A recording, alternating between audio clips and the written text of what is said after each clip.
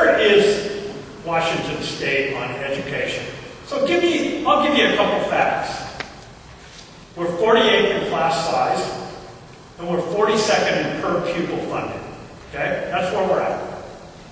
Now that's not great news. The good news is we're about 16th, 17th in academic performance. And the states that outperform us are states like North Dakota, Vermont. So it's a little bit different clientele sometimes that we're talking about, and a little bit different size of state.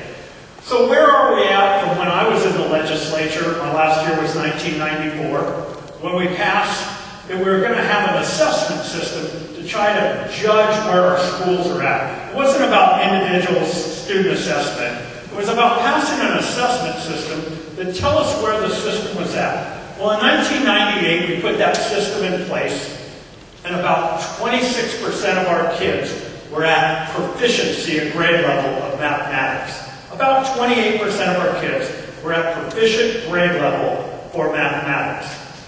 Today, we're at about 64%. So we've literally almost got to 2.5 times more kids reading proficiency. I mean, not reading, but doing mathematics proficiency. In reading, we were at about the 25th percentile, but only 1 out of 4 kids were meeting our standard for grade level proficiency, and today we're at about 72%. So we've literally almost 2.5 times more kids are at proficiency. Now, we could pat ourselves on the back and say, that's great. Or we could listen to people and say, but that means another 25% in the reading aren't making it. And I want you to know that we are graduating, although people talk about how bad our graduation rate is because 1 out of 5 kids are not graduating from high school. That's a fact. That means 80% of the kids are graduating. And I want you to know in 1971 when we graduated, if you look back to the statistical data, we were graduating about 63% of our student bodies. So, you know, it's getting to 80% is pretty good. We've gone up about 5.5% just in the last 4 years.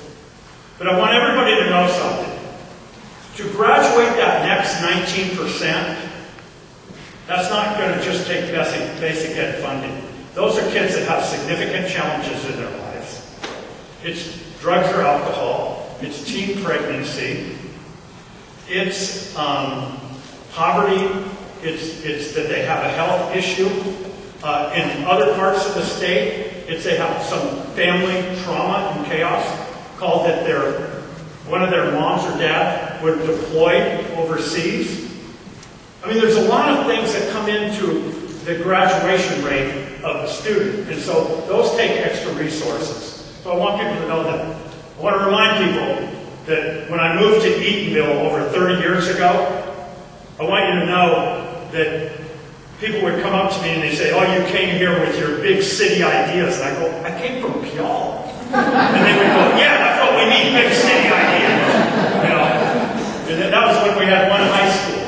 And so I live in a small community. We have in Eatonville, we have a K-8 school that's in our community. It's called Columbia Crest. It's a K-6 school now.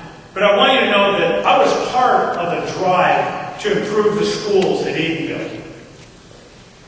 I was the high school principal in 1983 of a 7 through 12 campus.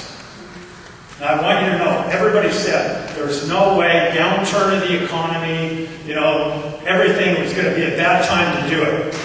The good news is the configuration. I want you to think, I know you want to go to what I believe is the correct configuration. K through 5, 6th, 7th, and 8th grade middle school. I think all the research that I look at says it's a better configuration, it's a better age group than you have today. I want you to know, it was really an easy sell at Eatonville because when I went to groups like you, I would go, I'm the principal of a 7 through 12 school. Do you really want your daughters in 7th to 8th grade to mix it up with 15 and 16-year-old boys? And immediately the parents would say, I'm in. That was a much easier sell, and we were able to sell that bond. But I want you to know that the configuration that your board has looked at, I believe is the educationally sound grouping of students, and you can get a better academic performance of that grouping. I also want you to know that some changes that are coming down, and there's a lot of rhetoric nationally about Common Core and Next Gen Science. Let me give you my rotary kind of comment about that. Bush 1 and the Clinton administration tried to get the nation to have every state have similar standards for reading, math, and science. But it didn't work because everybody said the federal government's not going to tell us what to do. So let's just wipe that out, okay? But let's talk about common sense. Does it make sense that a fourth grader in Oregon have the same expectations in math and the same standards as math as a fourth grader in Washington? Because I can tell you that we have about a 15 to 17% mobile population from another state to our state every year. So we take kids in from Kentucky, we take kids in from Texas, we take kids in from Florida. And so doesn't it make sense that we would have high standards across our country with flexibility of how you teach it, how you institute it in your local district? But doesn't it make sense that if we're going to have fourth graders, we should have high expectations for everybody when they come to us, that we could match them up and know where they're at so we could meet their needs instead of guess where they're at? That's what Common Core is about. Next Gen Science is a different thing, but I want to talk about just why a building can make a big difference. Now, I want you to know it's up to every district where they teach science. But as I walk around the state, some districts do a great job. They have a K through 6 science program. They have kids in every school.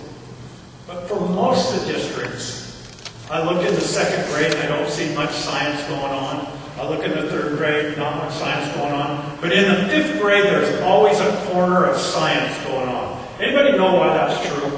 Why would it be the 5th grade that there's science going on? They're tested in 5th grade. That's where we test science. Okay?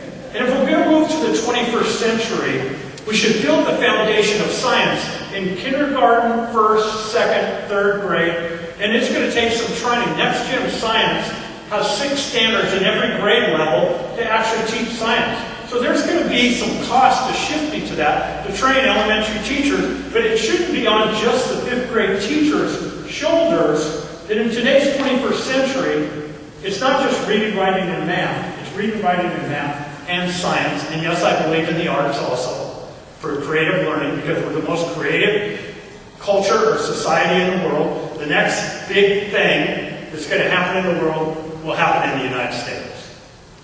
The reason why I know that is I've gotten the opportunity as your state superintendent to travel on China's dime and South Korea's dime, and they bring me over there to help them teach how to be creative instead of just learning to be a copier. And they believe that they're not going to be able to teach and have an educational system that teaches how to be creative. And that's very important to them, and they know that they struggle. So I want people to understand that our education system, although we look at it sometimes and don't think it's good, you go to other countries and they go, gee, we wish you were much more like you. The last thing I want to talk about real quick is the McCleary case. Some people made, and it's not McCleary, Washington, it was a family McCleary, that brought the case to the Supreme Court that said the legislature is not fulfilling their constitutional obligation of paramount duty of fully funding basic education. And some of the things that are basic education are simple. Transportation, to and from school. The state is responsible for paying to and from school. And if you use local levy dollars to pay for to and from school, which some districts do, they're breaking the law and they're breaking the Constitution.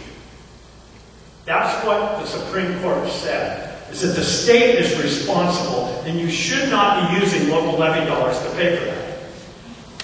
Local levies, there's a thing called MSOP, which is heating a school, cooling a school, copy machines, maintenance, that's called MSOC. The state is underfunding that by $1 billion. But you're using local levy dollars to do that. So McCleary has clearly said you can't use local levy dollars, and the state has to pick that up. And the legislature is right now trying to figure it out. And they did add some money to it, but they have by 2018 to get it done. So there's a lot of talking going on, and I think a lot of legislators got their fingers crossed that the economy turns around, but there's going to have to be a talk of how do you do this and meet your constitutional obligation.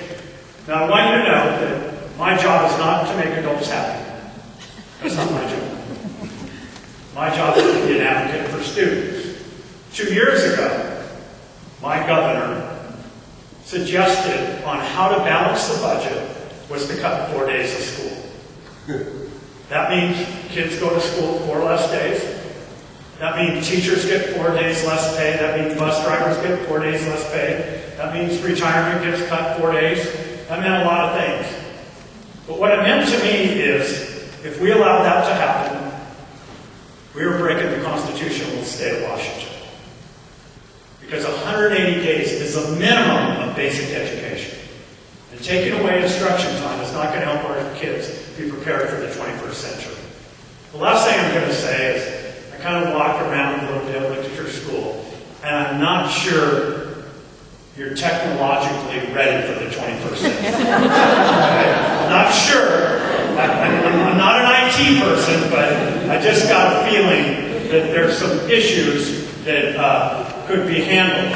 And we really have a challenge coming on to us because no matter what business you're in, you're technologically connected.